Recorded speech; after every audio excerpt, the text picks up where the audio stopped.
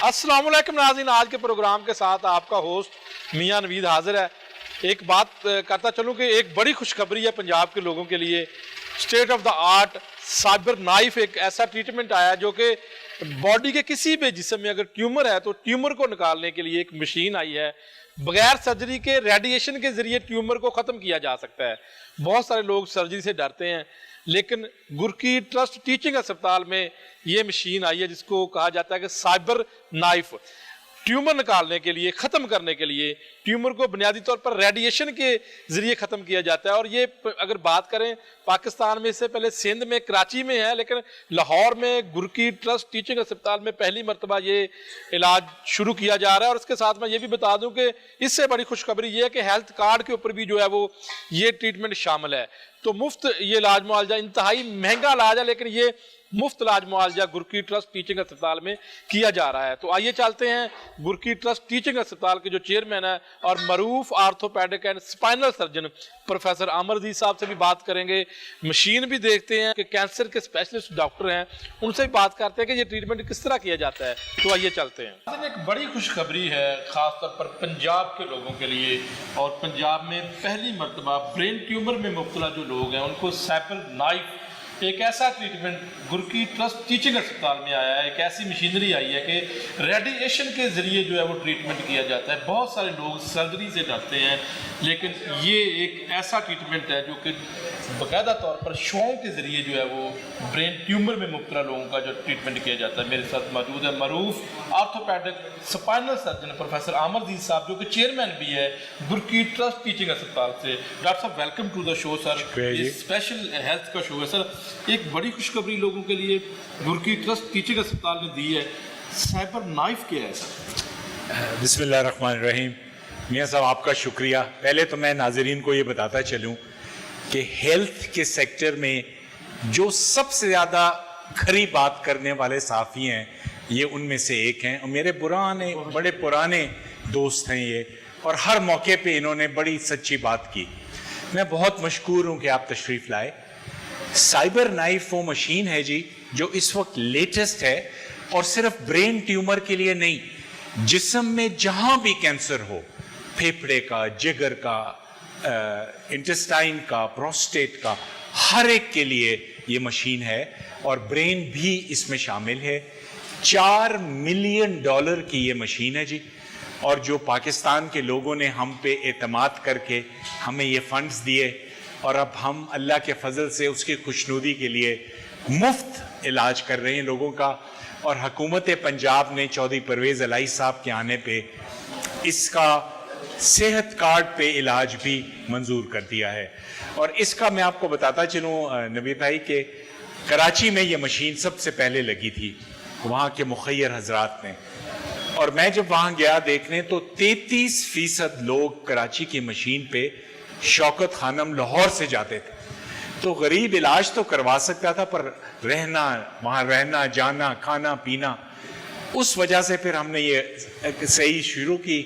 अल्लाह ने आज उसको हकीकत में बदल दिया, और अब मेरे इलाके के लोगों को इंशाअल्लाह इससे बेहद फ़ायदा होगा। सर, बहुत महंगा इलाज है, गरीब के लिए मुफ्त इलाज होगा यहाँ?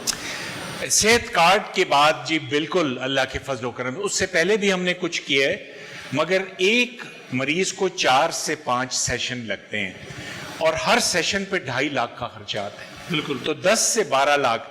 तो सेहत कार्ड वालों ने हमें कहा है कि वो 7 लाख रुपए तक हर मरीज का देंगे, और फिर पाकिस्तान के अवाम का कोई मुकाबला नहीं।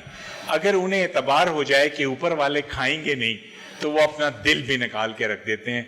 कराची में अब 2 मशीनें हैं, दोनों मुफ्त इलाज कर रही हैं। तो अल्लाह के फजल से ये तीसरी मशीन है।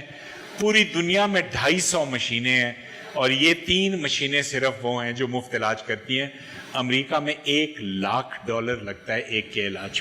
बिल्कुल सर, आम लोगों को मैं बताना चाहता हूँ क्या तरीक़ेकार है। अगर खुदा ना खास्ता किसी को बॉडी के किसी भी हिस्से में ट्यूमर है तो वो क्या करे, गुरकी ट्रस्ट टीचिंग अस्पताल में कैसे आए, आपका क्या मैकेनिज्म है, किस तरह आप इसको ट्रीट करते हैं? हमारे पास बहुत ही काबिल कैंसर की एक्सपर्ट डॉक्टर्स हैं माशाल्लाह, और 24 घंटे की हमारी एक टेलीफोन लाइन है जिस पे कि जो भी चाहे और रब्ता कर सकता है, उसको फिर अपॉइंटमेंट दे दी जाती है। ये शुआएं एक ख़ास साइज तक के कैंसर के लिए मुफीद होती हैं, इसलिए ज़रूरी है कि शुरू में मरीज़ आए और अल्लाह के फजल से किसी किस्म का उसको कोई प्रॉब्लम नहीं होगा। वो नंबर आपके वसातत से हम सबको दिखा देंगे और इंशाअल्लाह जो आएगा उसको बेहतरीन सहूलत मुहैया होगी। सर बहुत सारे लोग, उनको खौफ होता है कि जब ब्रेन ट्यूमर आ जाता है किसी भी बॉडी के हिस्से में तो सर्जरी से डरते हैं, तो ये रेडिएशन के ज़रिए ट्रीटमेंट के ऊपर आप क्या कहेंगे? उनको डरने की ज़रूरत नहीं है और इसका सक्सेसफुल रेट क्या है? अमीर भाई, ये बहुत ही ज़बरदस्त सवाल आपने किया। जो रवायती तरीके हैं रेडिएशन के, वो दिमाग के नॉर्मल हिस्से को भी जला देते हैं। फेफड़ों में कैंसर हो तो नॉर्मल फेफड़ा भी जल जाता है। ये वो मशीन है जो सिर्फ उस ट्यूमर पे शुआर लगाती है, नॉर्मल ब्रेन बच जाता है।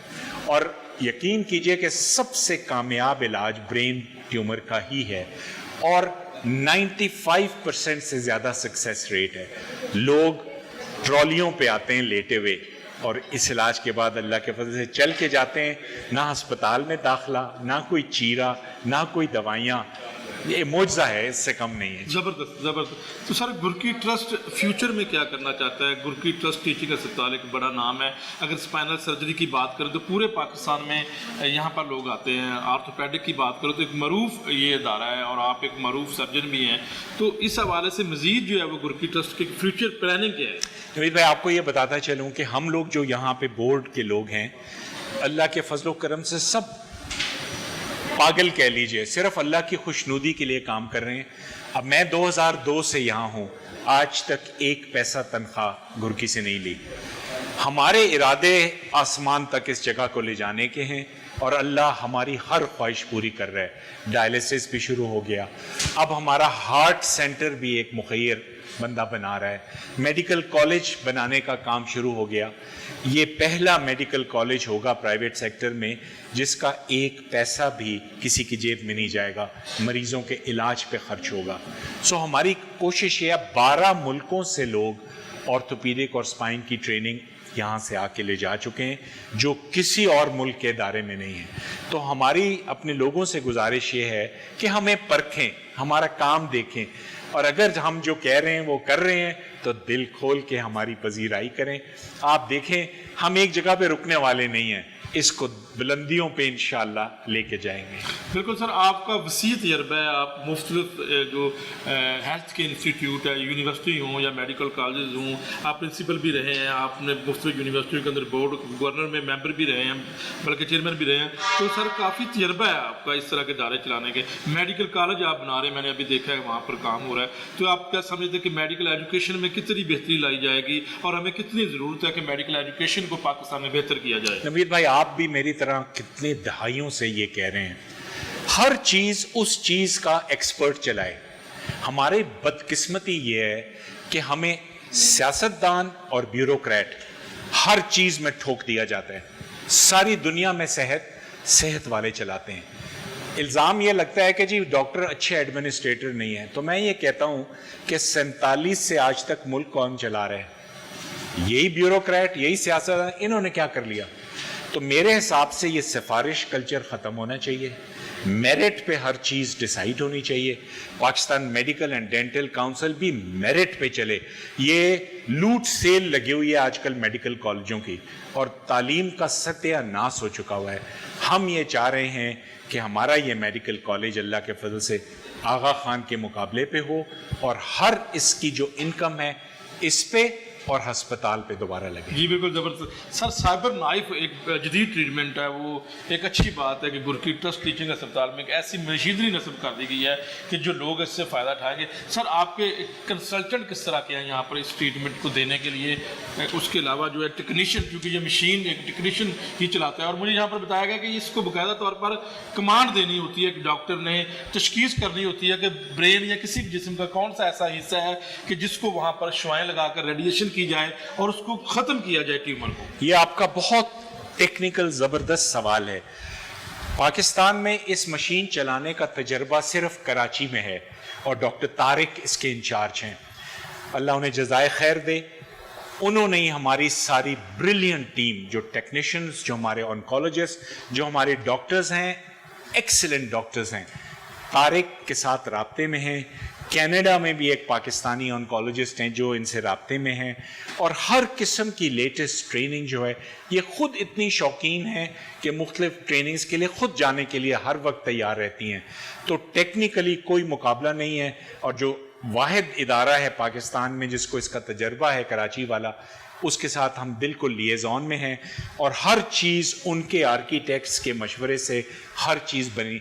ये जिस कमरे में ये मशीन है 6 फुट चौड़ी कंक्रीट का वो कमरा है ताकि शुआएं बाहर ना आ सके। तो आप बेफिक्र रहिए, बहुत अच्छे लोगों के हाथ में अल्लाह के फजल करम से ये है, और आपको कोई इसमें किसी किस्म की डिसअपॉइंटमेंट नहीं होगी। सर ये भी बताइएगा कि हमेशा जो हमारे मुखय्यर हजरात हैं वो ऐसे बढ़ चढ़ कर जो है वो इस तरह के कामों में आते हैं, तो उनसे आपकी क्या तवक्कात है? जो मुखय्यर हजरात है वो किस तरह, क्योंकि इंतहाई महंगा इलाज है, जब तक वो सपोर्ट नहीं करेंगे तो किसी भी काम को नहीं चलाया जा सकता। मेरा उनसे ये गुजारिश है जी कि टॉप क्वालिटी का इलाज हो रहा है, और अब हम तकरीबन 70-75 मरीज कर चुके। मैं ये चाहूँगा कि जिस तरह कराची में बिजनेस कम्युनिटी है वो एक नहीं अब 2-2 मशीनें चला रहे हैं, और 1000 मरीज तकरीबन एक मशीन पे साल में हो जाता है। हम यकीन से कह रहे हैं कि हम इंशाल्लाह उससे बेहतर सर्विस देंगे, और मैं पंजाब के KPK के जो मुखय्यर हजरात हैं उनसे ख़ास तौर पे ये रिक्वेस्ट करूँगा कि दिल खोल कर हमें पजीराई दें और अपने मरीज़ यहाँ भेजें, और देखें फिर हमारी ब्रिलियंट जो कैंसर स्पेशलिस्ट हैं वो क्या ज़बरदस्त इलाज उनका करेंगे यहाँ। प्रोफेसर साहब ये पूरे पाकिस्तान के लिए KP से, सिंध से, बलोचिस्तान से लोग आ सकते हैं यहाँ पर? हर जगह से जी। कराची वालों ने मुझे बताया कि 162 शहरों से और कोई 11 ममालिक से लोग उनके पास आए।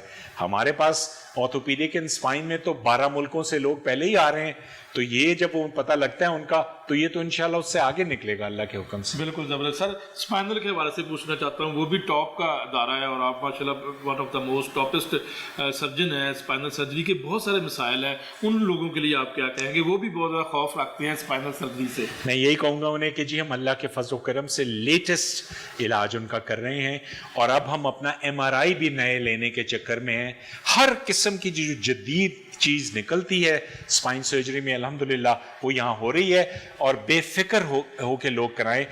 जो ऑपरेशन, दूरबीनी ऑपरेशन स्पाइन का लाहौर में 10-10 लाख रुपया, कराची में इससे भी ज़्यादा सर्जन चार्ज कर रहे हैं, यहाँ बग़ैर फीस के वो हो रहा है। तो अब बेफिक्र हो के अल्लाह के सुपुर्द करें और फिर नतीजे देखें। मुझे सर बहुत सारे अक्सर लोग पूछते हैं कि प्रोफेसर आमर जी साहब से टाइम लेना, तो मैंने कहा जी वो तो किसी MN MP के भी नहीं मानते, अगर आप खुद ही कोशिश करेंगे तो आपको टाइम मिल जाएगा। देखिए जी, हमारे लिए सबसे इंपॉर्टेंट VIP मरीज है। बिल्कुल। और मरीजों के लिए जान भी हाजिर है जी। मैं तो सिफारशी कल्चर से, नवीद भाई आपको पता है, सख्त एलर्जिक हूँ जी, और जिसमें कोई सिफारिश आ जाए तो फिर मैं तो VIP को कहता हूँ वेरी इरिटेटिंग पर्सन। तो मरीज सबसे आगे है, 100 बिस्मिल्लाह आए। सर कोई मैसेज है आपके दायरे के लिए? और मेरा मैसेज जी सब अपने पाकिस्तानियों के लिए है कि इससे बेहतर कौम अल्लाह के फजल से दुनिया में कोई नहीं। बदकिस्मती यही है कि हमारे 2 नंबर लीडर और 2 नंबर अफसरान रहे हैं। तो हमने ये एक छोटा सा जजीरा बनाया यहाँ, अपने हिस्से की शमा जलाई है। आप आके देखें, अपने मरीजों से हमें टेस्ट करें, और फिर अगर जो हम कह रहे हैं वो सच है तो फिर दिल खोल के हमारी पजीराई करें। बहुत शुक्रिया सर, बहुत शुक्रिया। प्रोफेसर आमरजीत साहब, मारूफ orthopaedic spinal surgeon, chairman Gurki trust teaching अस्पताल, हमारे साथ मौजूद थे, जो एक नया state of the art treatment Gurki trust teaching अस्पताल में आया है। इस हवाले से उन्होंने बताया। मजीद हम बात करेंगे, देखेंगे इस मशीन को, मजीद जो है वो डॉक्टर ज़रात से भी बात करते हैं।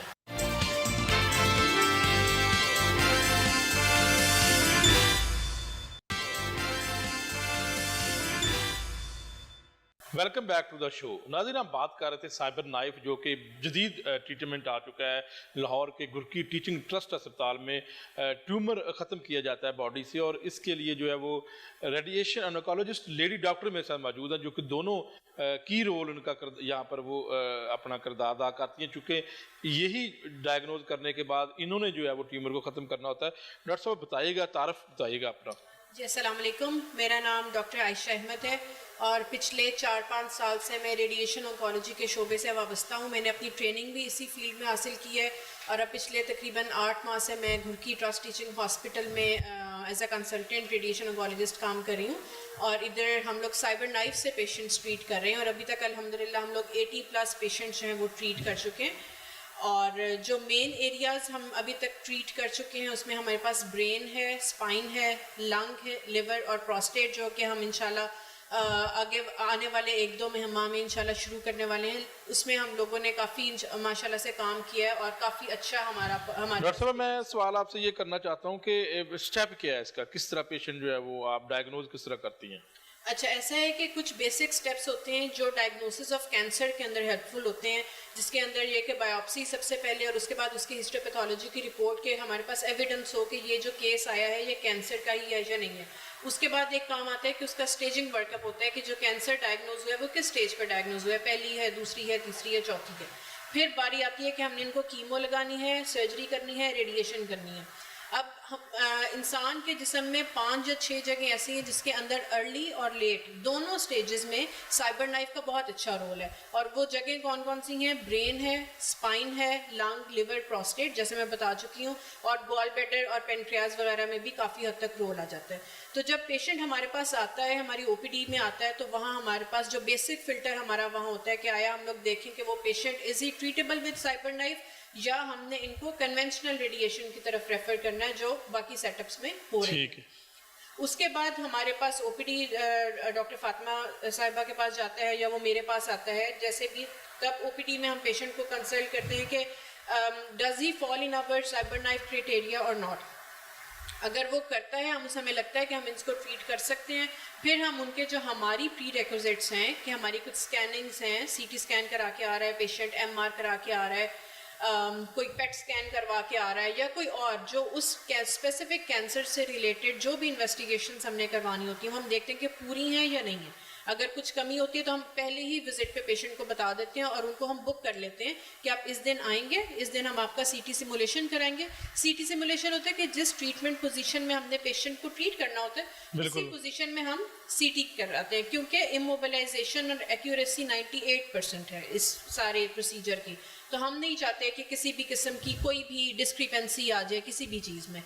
तो उसी टाइम हम लोग उनको सीटी सिमुलेशन का भी टाइम दे देते हैं। हमारे पास पेशेंट आता है उस स्पेसिफिक डेट पे, अपनी जो पर्टिकुलर स्कैनिंग या इमेजिंग हमने बताई होती है कि आपने ये सारी चीज़ें लेके आनी है, वो उस दिन लेके आते हैं। सीटी सिमुलेशन होती है, 1 वीक ऑलमोस्ट हम लोग टाइम लेते हैं, क्योंकि हमारी हर केस जो है that is discussed in MDT, वो ट्यूमर बोर्ड में डिस्कस होता है। वो जो सीटी सिमुलेशन होता है उसको फिर हम एमआर के साथ या पेट के साथ जो भी रेलिवेंट इन्वेस्टिगेशन उसकी इमेजिंग हुई होती है उसके साथ हम फ्यूज़ करते हैं, और उसके बाद फिर हम लोग उस पर प्लानिंग करते हैं। बिल्कुल जी, डॉक्टर फातिमा बतूल वो भी ऑन्कोलॉजिस्ट हैं और रेडिएशन। डॉक्टर साहब बताइए कि ये क्या स्पेशलाइजेशन होती है, इसमें डिग्री है आपकी?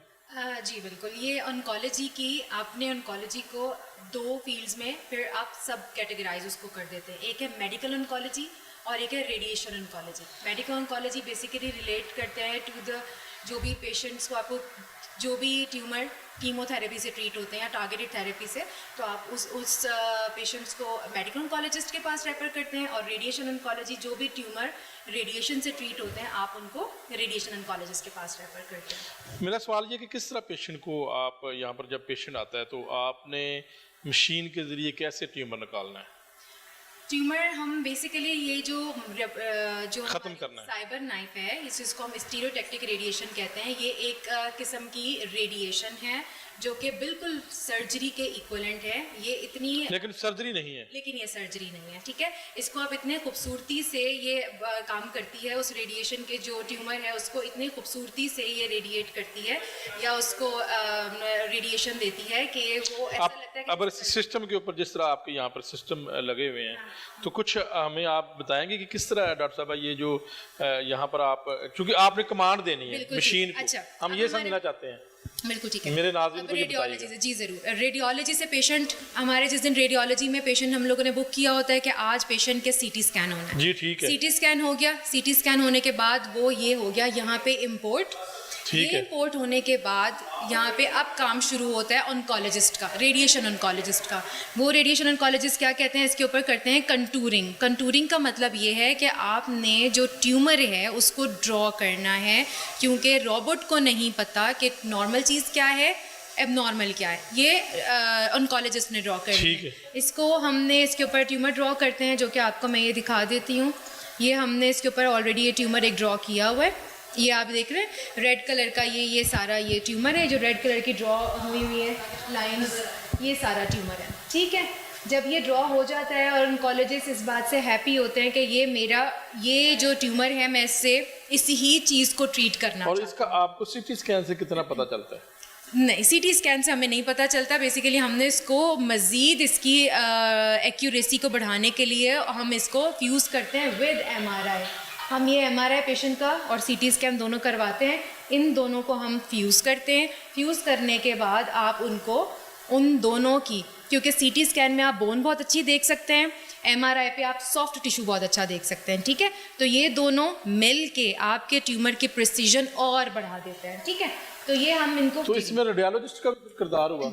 हाँ बिल्कुल, हम हमारी जो टीम है वो उनकी ओपिनियन आप लेते हैं? बिल्कुल बिल्कुल। हमारा ट्यूमर बोर्ड एक होता है जिसके अंदर हम रेडिएशन ऑन्कोलॉजिस्ट, हमारे रेडियोलॉजिस्ट एंड हमारे न्यूरोसर्जन, ये हम सब लोग मिल के बैठते हैं। अगर कहीं पे हमें लगता है कि इस पेशेंट को सिर्फ रेडिएशन से ट्रीट करना चाहिए क्योंकि इसमें सर्जरी पॉसिबल ही नहीं है, या अगर होगी तो वो कॉम्प्लिकेशन से भरी हुई होगी, तो फिर हम उस पेशेंट को साइबर नाइफ से ट्रीट कर देते हैं। अगर हमें लगता है कि नहीं, ये पेशेंट रेडिएशन से ट्रीट हो सकता है लेकिन सर्जरी ज़्यादा बेहतर है, तो हम उसको सर्जन के पास रेफर कर देते हैं। बिल्कुल। हम चाहेंगे कि आप हमें जो साइबर नाइफ मशीन है इंतहाई महंगी, वो भी दिखाएं और किस तरह आप कमांड दे के जो है वो पेशेंट का ट्रीटमेंट करते हैं। जी, तो कमांड जो है वो यहाँ से स्टार्ट होती है, ठीक है। आपने मशीन को ये कहना कि ये मशीन करे। जी बिल्कुल बिल्कुल। वो कमांड कैसे होती है कि पेशेंट ऑन्कोलॉजिस्ट ने ये ट्यूमर ड्रॉ कर दिया, ट्यूमर ड्रॉ करने के बाद हमारे फिजिसिस्ट होते हैं जो कि इस प्लान के ऊपर प्लानिंग करते हैं, ठीक है।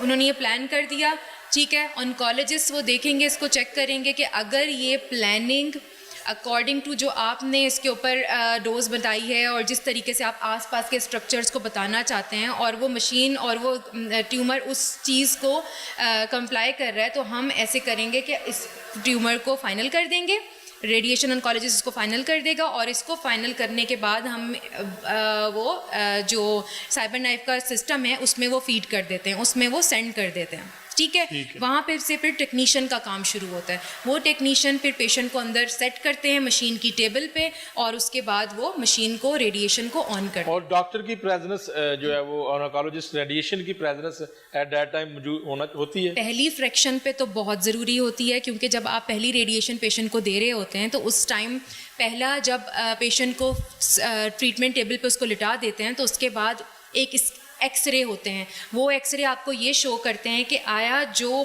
रेडिएशन ऑन्कोलॉजिस्ट ने ट्यूमर फाइनल किया है वो और जो आपने पेशेंट को टेबल पे लिटाया है वो दोनों मैच कर रहे हैं। अगर वो मैच कर रहे हैं तो रेडिएशन ऑन्कोलॉजिस्ट सेटिस्फाई होता है कि यस, अब आप ट्रीटमेंट के लिए बिल्कुल। डॉक्टर साहब, हमें मशीन जो है वो जदीद मशीन वो ज़रा विजिट करवा दें, हम देखना चाहते हैं किस तरह जो है वो ट्रीटमेंट आप करते हैं। जी जी।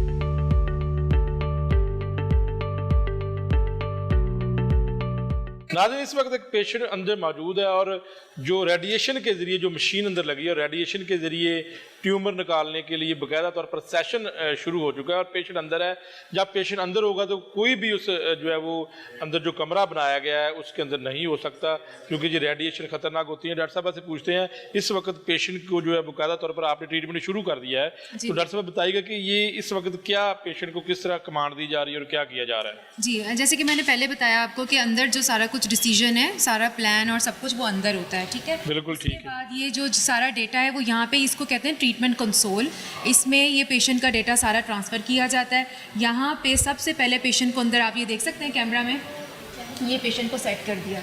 सेट करने के बाद पेशेंट के जो अंदर एक्सरेज हैं वो लिए जाते हैं, उसको कंपेयर किया जाता है उस एक्सरे के साथ जो कि अंदर जो डॉक्टर ने प्लानिंग की है उस प्लानिंग के साथ इसको कंपेयर किया जाता है। अगर तो ये एक्सरे ठीक होता है तो आप इसकी रेडिएशन स्टार्ट कर देते हैं। अगर ये एक्सरे में कुछ प्रॉब्लम, अब रेडिएशन स्टार्ट है? जी इस टाइम रेडिएशन ऑन है, ठीक है। इस टाइम रेडिएशन ऑन है। और जब अगर कोई प्रॉब्लम आती है, ऐसा लगता है कि ये थोड़ा सा पेशेंट उस चीज़ से हिला हुआ है जो आप चाह रहे हैं जिसको ट्रीट करना, तो ये टेक्नीशियन दोबारा अंदर जाते हैं रेडिएशन को ऑफ करके और फिर उसको अपनी जगह पे पेशेंट को फिक्स करके उसको सेट करके और तब दोबारा आके और फिर और अगर किसी पेशेंट का सेकंड सेशन है तो पिछली हिस्ट्री भी आपके पास यहाँ पर मौजूद पिछली हिस्ट्री है, लेकिन पिछली हिस्ट्री को हम लोग इतना नहीं करते। हम हर दफ़ा न्यू ही एक्सरेज लेते हैं, न्यू एक्सरे लेते हैं जिसको कंपेयर करते हैं उस ट्रीटमेंट प्लान के साथ जो आपने जो डॉक्टर ने उसको वेरीफाई। टेक्नीशियन का क्या काम है? टेक्नीशियन का यही काम है कि वो एक्सरेज ये जनरेट करते हैं, एक्सरे लेते हैं और पहले पेशेंट को सेट करके आते हैं टेबल पे, उनको मास्क पहनाना, उनको सेट करना, फिर वो बाहर आके उन्होंने एक्सरे जनरेट करना है, फिर उसको इन्होंने डॉक्टर को बताना है, उन्होंने इसको कंपेयर करना है। अगर इसके अंदर कुछ प्रॉब्लम है तो फिर ये अंदर दोबारा से, जैसे अभी आप देख रहे हैं ये अंदर गए पेशेंट के अंदर प्रॉब्लम। आप ये मशीन बंद करके गए हैं? जी बिल्कुल, मशीन तो को अब ऑफ हो करके। चुका है इनका? असल में ये कैसे पता चला इनको कि मशीन को हमें ऑफ करना चाहिए, क्योंकि इन्होंने जब इसका एक्सरे लिया अभी आपके सामने, तो इस एक्सरे में साइबर नाइफ ने खुद कैलकुलेट करके बताया कि जो आपकी ट्रीटमेंट है उससे मरीज थोड़ा सा ज़्यादा हिला हुआ है, ठीक तो है। मशीन खुद ब खुद बंद हो गई। इन्होंने बंद करने की ज़रूरत नहीं ठीक थी, है। मशीन खुद स्टॉप हो गई। ठीक है, वो खुद ब खुद स्टॉप हो गया रोबोट। अब ये दोबारा से उसको पेशेंट को सेट करके आए हैं, अब ये दोबारा से एक्सरे लेंगे। मशीन जब बताएगी, ये जो भी सारा है ना वो यहाँ पे आप देख रहे हैं, ये मिलीमीटर्स और सारा कुछ यहाँ पे शो कर रहा है। तो ठीक है, अब ये इन्होंने देखा, एक्सरे किया, रोबोट ने कहा कि अब ठीक है, अब रोबोट चलना शुरू हो जाएगा। ठीक है, और ये टाइम मशीन बता दे कि ये ख़त्म हो चुका है रेडिएशन? जी बिल्कुल बिल्कुल। पर ट्रीटमेंट टाइम यहाँ पे पता चलता होता है कि पेशेंट का कितना ट्रीटमेंट हो चुका है और कितने मिनट्स का ट्रीटमेंट बाकी है। अली बताइए। आज की सेकंड फ्रैक्शन है और 2 मिनट का ट्रीटमेंट हो गया और 28 मिनट टोटल ट्रीटमेंट 28 मिनट है। 28 मिनट? हाँ जी, 28 मिनट पेशेंट अंदर रहेगा? हाँ 28% रहेगा। ठीक। और जब ये ख़त्म होगा तो ऑटोमेटिक ये मशीन ऑटोमेटिक खुद ब खुद ही एग्जिट प्लान पे ही चला जाएगा और आगे प्रोसीड ही नहीं करेगा। हम कुछ भी नहीं कर सकते जब ये ख़त्म हो सकता।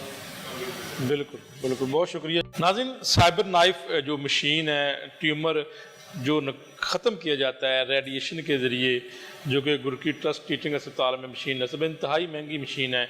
इस पर हम बात कर रहे हैं। हम आगे चलेंगे। डॉक्टर साहब हमारे साथ हैं, 2 लेडी डॉक्टर्स जो कि ऑनकोलॉजी की रेडिएशन की स्पेशलिस्ट डॉक्टर हैं, उनसे भी मशीन के हवाले से मालूमात लेते हैं। अंदर चलते हैं और देखते हैं।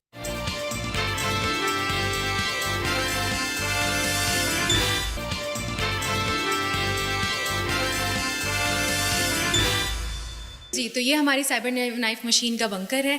ठीक है, और इसकी जो रेडिएशन है वो आप जिस टाइम रूम में मौजूद हैं वहाँ पे तो रेडिएशन मौजूद है, लेकिन इसकी रेडिएशन अभी ये बंद है, अभी इस टाइम ये बंद है। बिल्कुल ठीक है? पेशेंट नहीं है, लेकिन इसकी इसलिए हम अंदर रेडिएशन, आए। हाँ इसकी ये बिल्कुल इस तरीके से ये डिपार्टमेंट सेफ है क्योंकि इसकी जो दीवारें हैं वो इतनी थिक बनाई जाती हैं कि रेडिएशन इनसे पेनिट्रेट होके बाहर वाले बाहर बंदों नहीं जा को सकती। नुकसान नहीं वैसे रेडिएशन इसकी बड़ी खतरनाक, बहुत खतरनाक है। अगर ये पेशेंट को लग रही हैं तो बहुत फायदेमंद है, उसको टोटल 100% पेशेंट को नुकसान नहीं होगा इससे? पेशेंट को नुकसान नहीं होता, फायदा पेशेंट को तो होगा। आप जी बिल्कुल। लेकिन अगर ये आम बंदे को लग जाए तो उसके लिए खतरनाक, बहुत ज़्यादा खतरनाक। डॉक्टर साहब मशीन को ज़रा बता दें किस तरह जो है वो इंतहाई महंगी मशीन जो कि वाहद है पंजाब में आपके हॉस्पिटल में, साइबर नाइफ, तो ये बता दीजिएगा कि किस तरह जो है सारी कमान होने के बाद पेशेंट इधर लिटा दिया जाता है? जी बिल्कुल, मैं बताती हूँ। ये साइबर नाइफ का रोबोट है। ठीक है, ये इसका हेड है, ये इसका हेड है।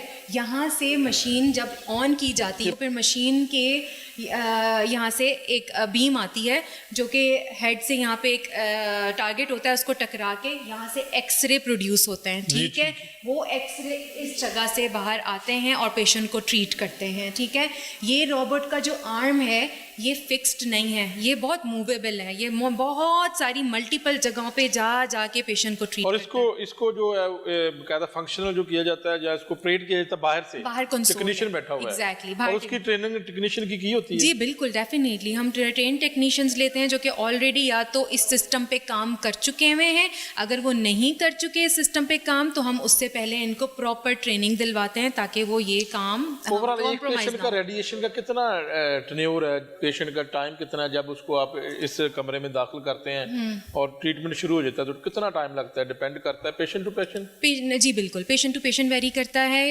कुछ पेशेंट के ट्यूमर जो बहुत ही छोटे होते हैं उनमें ट्रीटमेंट टाइम बहुत कम होता है, लेकिन जैसे जैसे ट्यूमर ज़्यादा हो जाता है, बड़ा साइज होता है, वो थोड़ा कॉम्प्लिकेटेड होता है। ठीक है, तो फिर उसमें मशीन को कैसे पता चलेगा कि बॉडी के किस हिस्से में ट्यूमर को रेडिएट करना यही है? तो काम रेडिएशन ऑन्कोलॉजिस्ट का है। अगर डॉक्टर नहीं होगा, वो नहीं बताएगा, रेडियोलॉजिस्ट के साथ मिलके आप नहीं बताएंगे कि नॉर्मल चीज़ कौन सी है, एबनॉर्मल चीज़ कौन सी है, और वो जब तक वो फाइनल उस प्लान पे नहीं करेंगे, तो साइबर नाइफ की रॉबोट को नहीं पता, इसको नहीं पता कि इसमें कौन सी चीज़ नॉर्मल है, कौन सी चीज़ एबनॉर्मल है। यही तो काम रेडिएशन ऑन्कोलॉजिस्ट का है। उसी ने ही बताना है इसमें एबनॉर्मल चीज़ कौन सी है, उसी ने बताना है कि मैंने इस एबनॉर्मल चीज़ को कितनी डोज देनी है और कैसे ट्रीट करना है।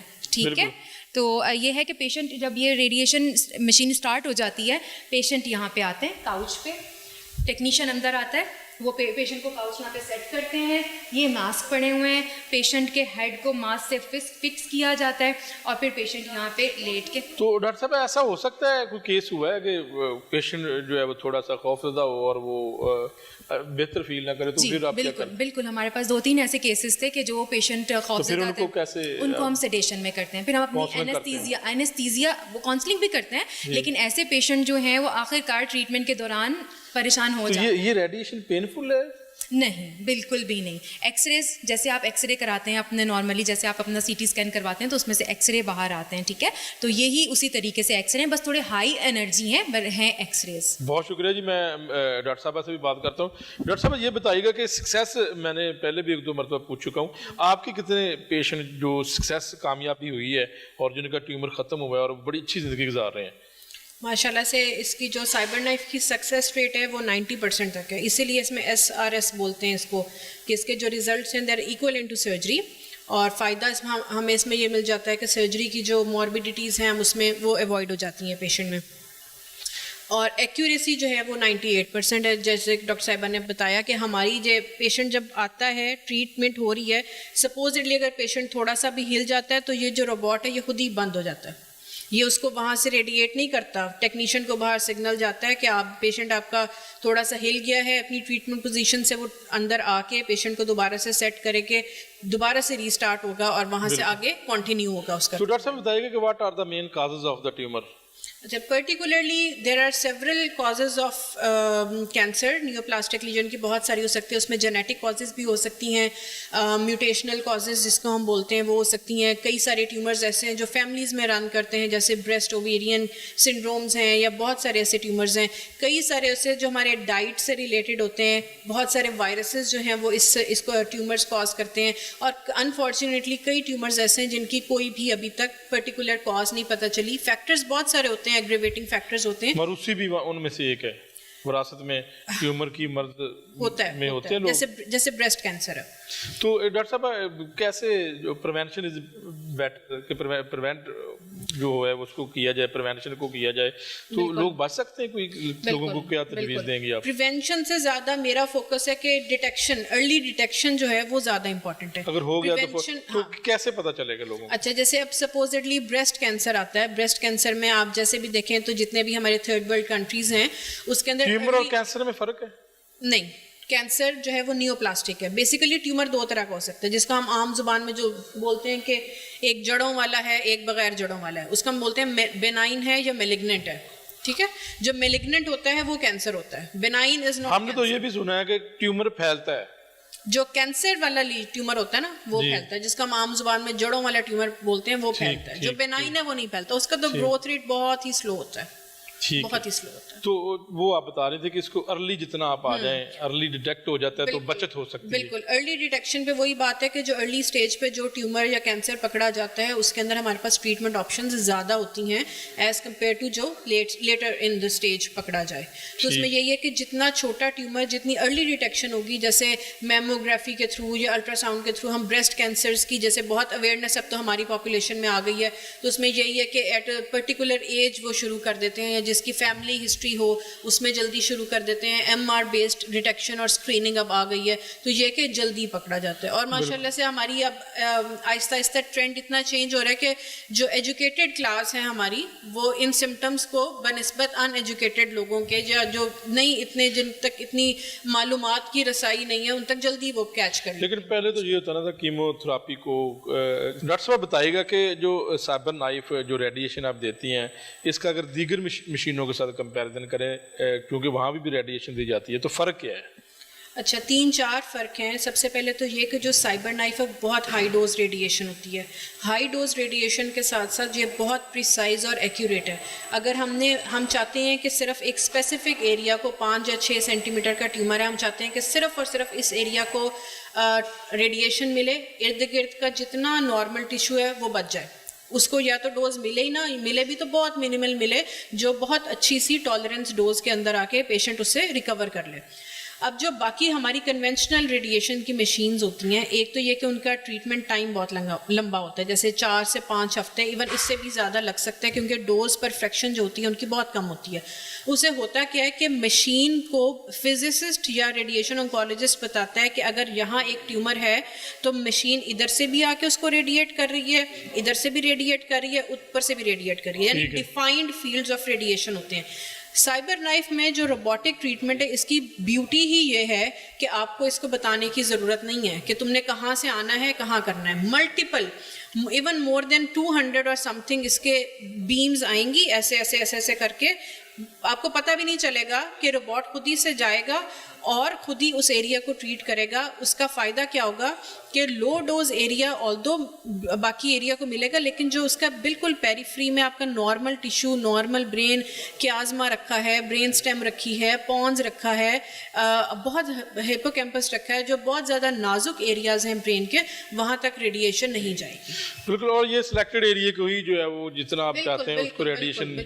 हम इसमें जो ट्यूमर नज़र आ रहा है उसको हम मैक्सिमम 1 मिलीमीटर का या 3 मिलीमीटर का मार्जिन देते हैं। एक तो ये बहुत ज़्यादा एक्यूरेट और फिर टाइम बचता है। बिल्कुल टाइम बचता है। देखें ना, ये 5 दिन में ख़त्म हो जाएगी रेडिएशन। मैक्सिमम 1, 3 या 5 फ्रैक्शंस में हम साइबर नाइफ से ट्रीट करते हैं। जो हमारी कन्वेंशनल रेडिएशन होती है वो कम से कम 5 से 7 हफ्तों में वो सारी मुश्तमिल होती है उसकी जो। और रिजल्ट का कितना फ़र्क है? रिजल्ट्स का भी बहुत ज़्यादा फ़र्क है। रिजल्ट सिर्फ ये नहीं होता ना कि ट्यूमर रिस्पॉन्ड कैसा कर रहा है, उसके साथ साथ हम ये भी देखते हैं कि पेशेंट कैसा रिस्पॉन्ड कर रहा है अपनी ट्रीटमेंट को।